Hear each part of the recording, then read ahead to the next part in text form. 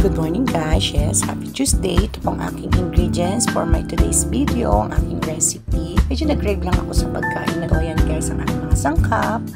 Ayan guys, aking pong lulutuin ay lomi. Yes, kasi nakarang pa ako nag-crave. So may mga tira ako sa freezer ng mga pwedeng isahog. So kaysa masayang, ayan, ginawa ko siyang lomi. Ayan guys, super yummy. So, hindi ko siya masyadong napalapot kasi naubusan na pala ako ng pang-slurry natin. Naubos na aking cornstarch. Konti lang ang tira. Yan guys, ang aming unang for today's video.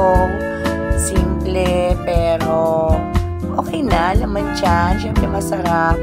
Ayan guys, lomi ang aking luto for today. And then, nag-siomay din po ako by request ni Shari. Ayan, so ni-steam ko. Gusto niya kasi steam. Ayaw niya ng fry. So guys, thank you for watching. Love you all.